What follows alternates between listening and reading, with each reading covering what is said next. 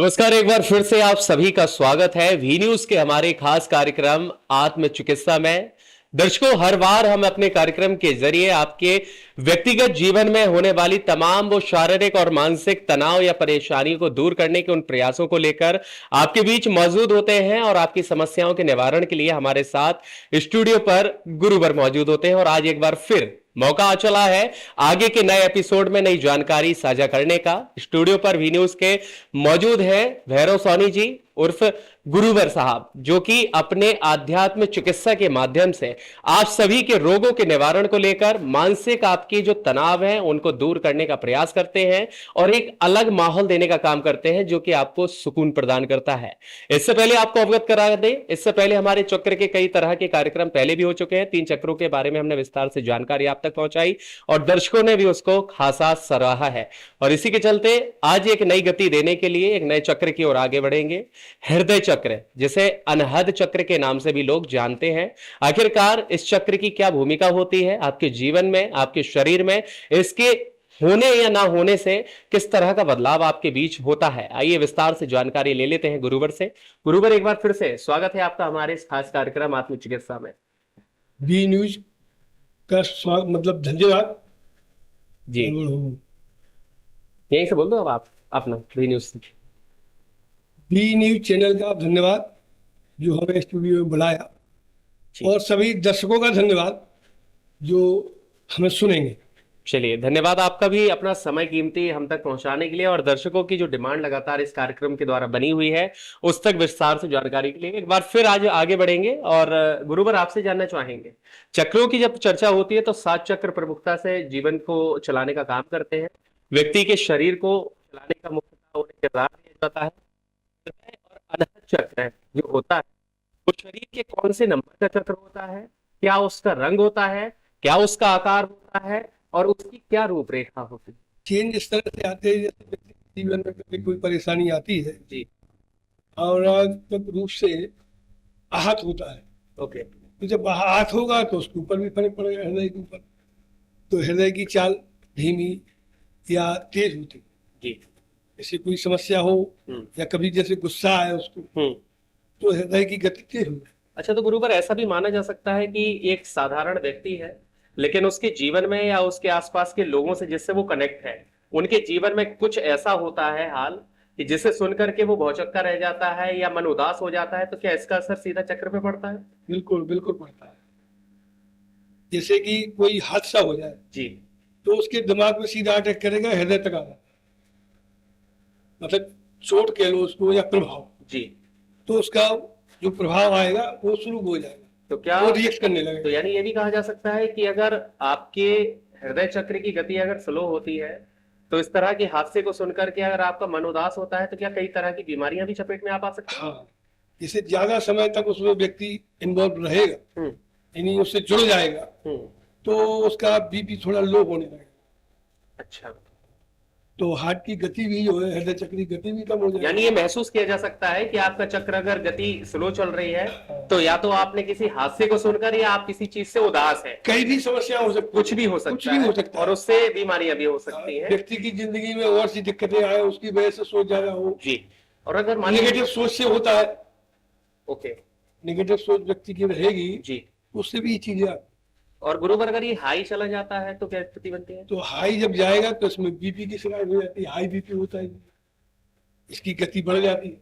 Okay, और हृदय संबंधी जो रोग होते हैं वो पनपने वो भी होते, कम में भी पनपेंगे और ज्यादा में ही पनपेंगे। और अगर जिसका बैलेंस है ये हृदय चक्र बैलेंस से होगा तो हमेशा बढ़िया करता है भाई। कम ज्यादा तो ऐसे भी होता है, जैसे अपन दौड़े, कोई मेहनत वाला काम करेंगे तो उसकी गति तेज हो जाएगी। तो क्या ये भी होता है कि सुबह अगर गति तेज है तो शाम तक वो स्लो हो सकती है? नहीं, वो कितना बदलाव हो सकता है? रुकने के बाद थोड़ी देर में कंट्रोल हो जाती है ऑटोमेटिक, यदि कोई समस्या नहीं है। ओके, जैसे अपन रात को सोते हैं तो हृदय गति स्लो हो जाती है। ठीक है, मतलब वो भी जीवन के साथ में चल रहा है। श्वास भी स्लो हो जाएगी, हृदय गति भी स्लो हो जाएगी जी, खून की चाल भी स्लो हो जाएगी, मतलब रिलैक्स, सब रिलैक्स मूड में आ जाएगी सब, ओके, पूरा शरीर। और अगर किसी हादसा को सुनकर या आपको कोई हृदय विदारक घटना को लेकर हाँ, के आई है तो तो तुरंत वो अपना मौसम दिखा देगा, तुरंत रिएक्ट करेगा, वो असर दिखेगा। बिल्कुल। अगर ऐसी कंडीशन होती है कि अगर हमारा कोई भी चक्र या तो ऊपर जा रहा है या नीचे की ओर आ रहा है तो उसे बैलेंस किन क्रियाओं के माध्यम से किया जा सकता है?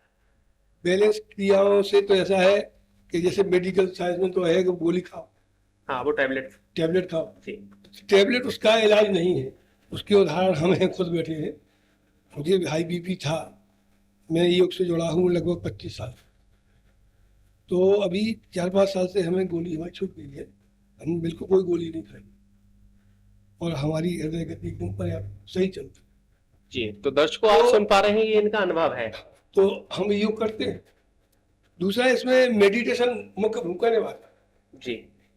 मेडिटेशन सभी चक्रों को बैलेंस करने में भूमिका निभाता है। जी। लेकिन मेडिटेशन में व्यक्ति को जो उसमें निर्देश दिए जाते हैं या उनका जो मंत्र का उच्चारण करना है, वो कहाँ पर है, ये चक्र कैसे चल रहा है, ये सब उसमें ध्यान करेगा तो व्यक्ति का उस चक्र के ऊपर पूरा काम हो। तो दर्शकों आप सुन पा रहे हैं और देख भी पा रहे हैं कि किस तरह का आपके जीवन में असर होता है। एक बार आपको फिर अवगत करा देते हैं कि किसी भी मेडिकल या किसी भी फार्मेसी या किसी भी चिकित्सा पद्धति से हमारा कोई नाता नहीं है, किसी से हमें विरोधाभास नहीं है।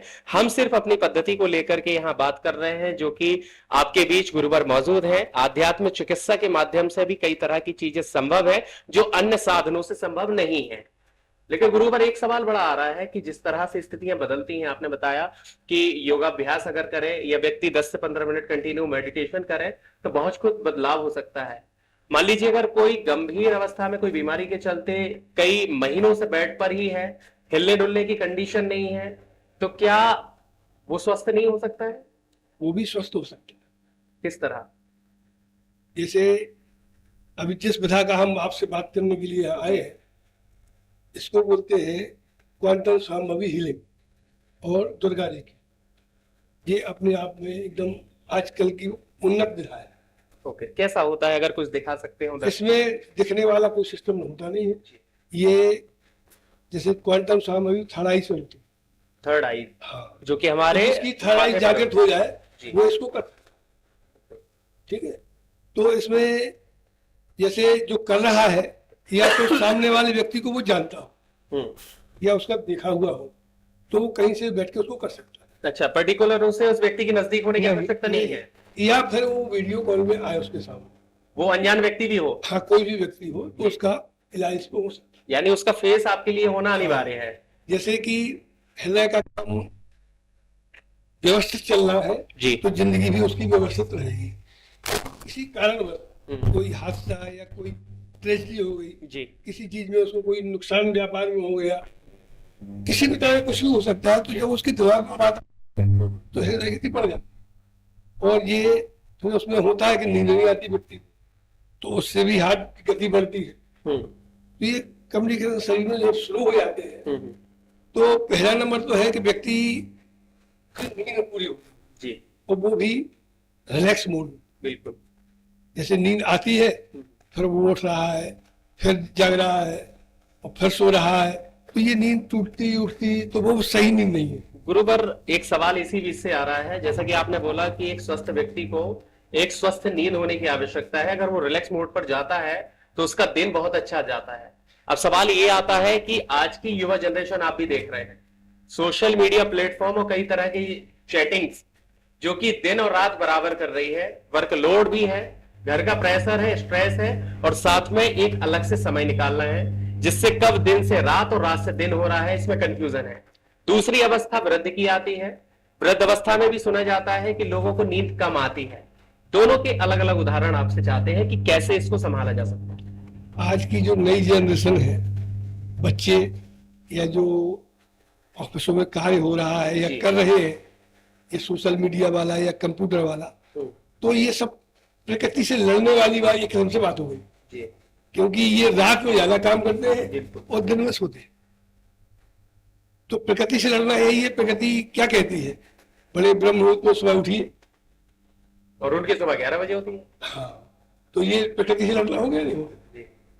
और सूर्यास्त के बाद लगभग 9 बजे 10 बजे तक सो जाइए, तब लोग रात को 12 1 बजे 2 बजे तक काम करते हैं। तो जीवन पे क्या प्रभाव पड़ने लगता है? जीवन में प्रभाव यही पड़ेगा, वो बीमार होंगे कुछ दिन में। जब तक उनके शरीर में क्षमता है की लड़ते रहे, शरीर है, हाँ, युवावस्था, बस बस बस बस, तो जब तक झेलते रहेंगे ठीक है, नहीं तो उसके बाद तो गड़बड़ होना ही होना।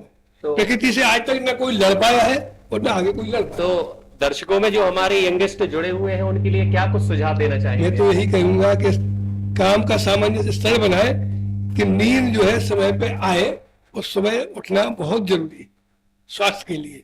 अच्छा, दूसरा एक बात और कहेंगे सभी से, चाहे वो बच्चे हों, चाहे जवान हो, चाहे बूढ़े हों, इस जीवन में पहले नंबर स्वास्थ्य है। यदि स्वास्थ्य नहीं है तो ना तो आप भगवान का भजन कर सकते हैं, ना ही आप अपने दैनिक कार्य कर सकते हैं ढंग से, और ना ही जो व्यापार या नौकरी है वो भी ढंग से नहीं करेंगे। किसी चीज में आपका मन सही तरह से नहीं लगेगा, और जब सही तरह से मन नहीं लगेगा तो कार्य भी सही रिजल्ट नहीं देगा। यानी ये कहा जा सकता है कि उन्हें अपनी लाइफ स्टाइल को चेंज करना पड़ेगा और प्रकृति के बताए हुए सुझाव के आधार पर अपने जीवन को बदलना होगा। हाँ बिल्कुल बिल्कुल यही है। बाकी ऐसा है कि जीवन में सभी को थोड़ा कभी कभी एडजस्ट करना पड़ता है। जैसे कोई कार्य आ गया, रात को जाना पड़ेगा, कहीं बाहर जाना है, इमरजेंसी हाँ, अलग बात है, लेकिन उसे हैबिचुअली बनाना हाँ बस वही रॉन्ग वे है। Wrong way. तो गुरुवर ये तो हो गया यंग के लिए। मैंने आपसे दूसरा सवाल लिया था वृद्ध जनों के लिए। अधिकतर क्या होता है कि एक एज के दौरान हड्डियां कमजोर होने लगती हैं, योगाभ्यास भी उतना नहीं कर पाते हैं, स्ट्रेस भी आ जाता है और कई तरह की बीमारियों का शिकार होने लगते हैं। ऐसी अवस्था में नींद का आना भी संभावित कम हो जाता है, चांस कम होते हैं। वो अपने आप को कैसे अनुकूल कर सकते हैं? उसका कारण ज्यादातर ये होता है कि वृद्धों लोगों को काम तो कोई रहता नहीं जी, उनको बस चिंताएं रहती हैं, चिंता है बस वही वो अपने घर की, अपने बच्चों की, स्ट्रेस है ना जी। यही सब चिंताएं रहती, तो वो नींद उसको आती नहीं। तो उसको नींद जब नहीं आती है तो उसका एक तो मेडिटेशन सबसे बढ़िया उपाय है। व्यक्ति यदि मेडिटेशन ढंग से कर ले सोते वक्त, ओके, सोते समय भी हो सकता है। अरे बिल्कुल, मोबाइल में लगाओ मेडिटेशन, सुनो, जब सुनते सुनते सो जाओ। मतलब ये कहा जा सकता है जो छोटे बच्चे बचपन में जो हाँ, लोरी का ही है, वृद्ध अवस्था की लोरी हो गई। हाँ, ये नहीं, ये सभी अवस्था की लोरी है जी। वृद्ध भी, जवान भी, कोई भी व्यक्ति इसको कर सकता है जी। यानी कहा जा सकता है मेडिटेशन एक बच्चों की दिखाई हुई एक परंपरा है जो वृद्धों तक अब आ रही है, और अगर इसको सुनकर के निद्रावस्था में आप जाते हैं तो आप स्वस्थ हो रहे हैं। एकदम ऐसी नींद आएगी कि कुछ पूछो मत जी। मतलब जैसी आनी चाहिए उस तरह की नींद आएगी उसको। चलिए, तो दर्शकों आपने हृदय चक्र के बारे में जाना। अनहद चक्र भी इसका दूसरा नाम होता है। आपके जीवन के शुरुआती दौर से लेकर आपके जीवन के अंत तक एक यही चक्र होता है जो लगातार गति देने का काम करता है। जब यह रुक जाता है तब लोग का जीवन भी वहीं थम जाता है।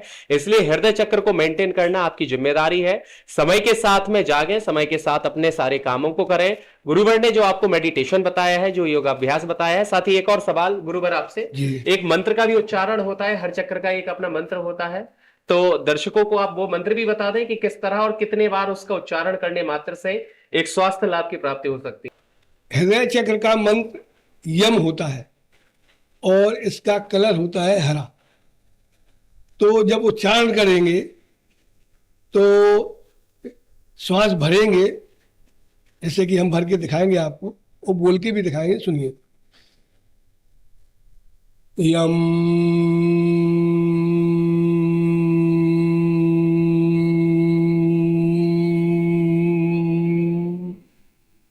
इस तरह से इसको करना है।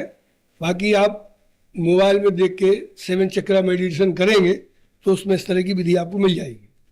तो गुरुवर जो हरा कलर आपने बताया है, जो रंग होता है हरा, तो क्या बच्चे, बूढ़े, नौजवान, कोई भी अगर हरे कपड़ों को पहनता है तो क्या असर होता है? हाँ बिल्कुल, हरी सब्जियां खाना, अच्छा, हरे चीजें यूज करना। दिन भी सुनिश्चित होता है? नहीं, इसका कोई दिन सुनिश्चित नहीं है।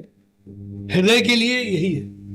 हृदय मतलब प्रकृति जी, हरियाली, हरी हरियाली होती है हर जगह, हरियाली, बस बस वही। तो जीवन में अगर आपको भी हरियाली चाहिए है तो हरा सेवन करें, हरे फलों का सेवन करें, हरी सब्जियां खाएं, हरा पहनावा लाएं और अपने जीवन में भी हरियाली लाएं ताकि आपका जीवन भी खुशमय हो, हरियालीमय हो। फिलहाल हमारे इस खास कार्यक्रम आत्म चिकित्सा के इस खास एपिसोड के लिए भैरव सोनी जी के साथ दीजिएगा शुभम सोनी को इजाजत। बेहद जल्द होगी अगले एपिसोड में फिर मुलाकात। देखते रहे वी न्यूज। नमस्कार। सभी दर्शकों का धन्यवाद। नमस्कार।